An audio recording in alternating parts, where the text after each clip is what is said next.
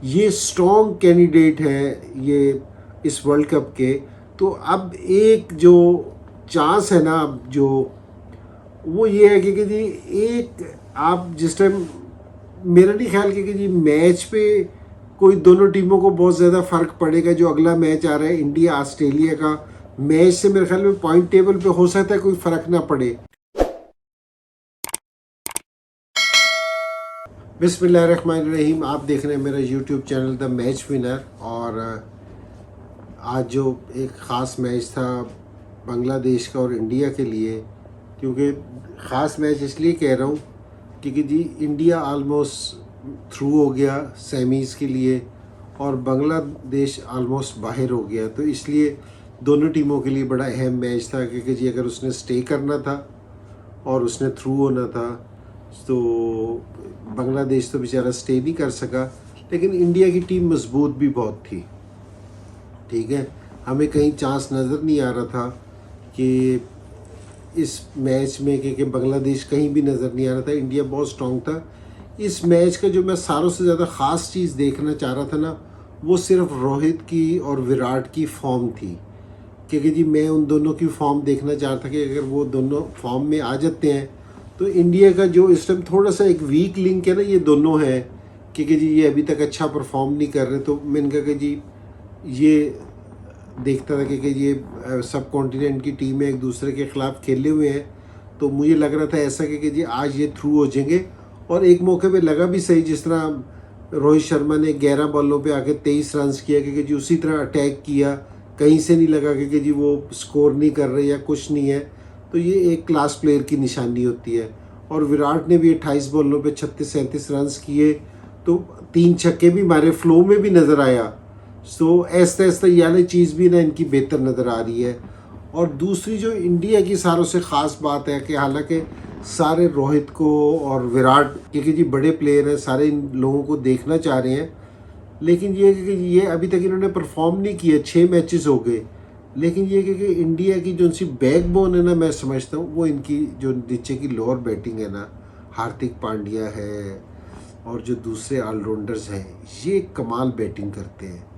क्योंकि जी इन पे प्रेशर भी पड़ता है, लेकिन ना इनका स्ट्राइक रेट डाउन होता है।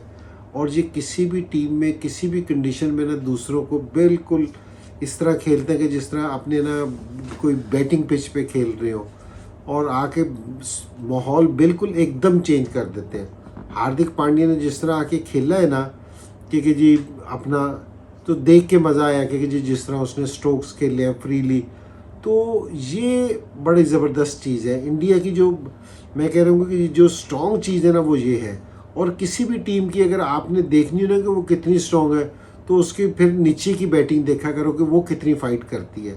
तो ये किसी भी टाइम में ना ये लूज़ नहीं करते कि जडेजा है, जिस तरह पाटिल है, नीचे से आके ये जिस तरह खेलते ना, ऊपर का टॉप ऑर्डर तो है ही है जो 4 से 5 बैट्समैन है, लेकिन जिस समय नीचे से ये 3 भी खेलते हैं ना, तो ये अपनी टीम को ना निकाल के ले जाते हैं। तो ये मेरे ख्याल में इंडिया का सारों से मजबूत जो पार्ट है ना बैटिंग का, वो ये है। और यही पार्ट है ना इनका बॉलिंग में रोल अदा करता है।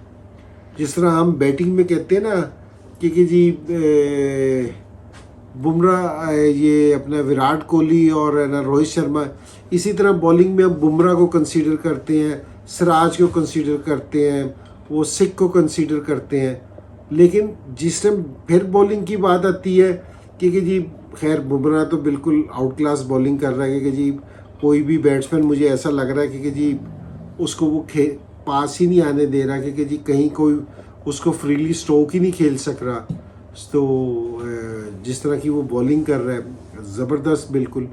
लेकिन उसके बाद ये है कि जिस टाइम ये बॉलर्स जाते हैं, दूसरी टीम ये सोचती है कि जी हम नीचे से आके थोड़ा सा स्कोर तेज़ करेंगे, तो फिर ये जडेजा आ जाता है, हार्दिक पांड्या आ जाता है।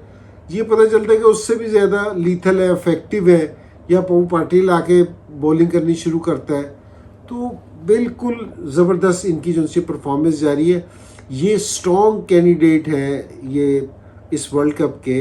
तो अब एक जो चांस है ना, अब जो वो ये है कि जी एक आप जिस टाइम, मेरा नहीं ख्याल कि जी मैच पे कोई दोनों टीमों को बहुत ज़्यादा फ़र्क पड़ेगा। जो अगला मैच आ रहा है इंडिया ऑस्ट्रेलिया का, मैच से मेरे ख्याल में पॉइंट टेबल पे हो सकता है कोई फ़र्क ना पड़े, लेकिन एक जो बढ़तरी है ना मेंटली, वो बड़ी काउंट होगी। जो ऑस्ट्रेलिया और इंडिया का मैच है कि वो काउंट करेगा कि जी जैसे हम ये सेमीफाइनल में जाएंगे ना, तो ये एक जो सी विक्ट्री है ना, जी है ना, बहुत बंदे को है ना ऊपर लेके जाएगी मेंटली तौर पे कि जी आप है ना सुपीरियर हो जाओगे।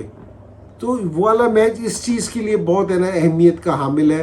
तो अब सिर्फ मैं इंडिया को ये देखना चाह रहा हूँ कि ये ऑस्ट्रेलिया के खिलाफ है ना, ऑस्ट्रेलिया का काउंटर किस तरह करते हैं, क्योंकि जी वो भी बड़ी टीम है, क्योंकि जी वो वाला मैच देखने वाला होगा।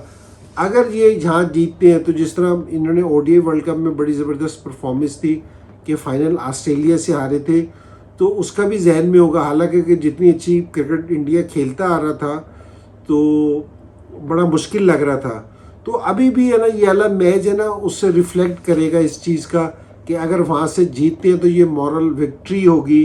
तो मेरा ये ख्याल है कि ये मैच है ना आपको चैम्पियन भी है ना डिसाइड करेगा कि जी कौन बन सकता है।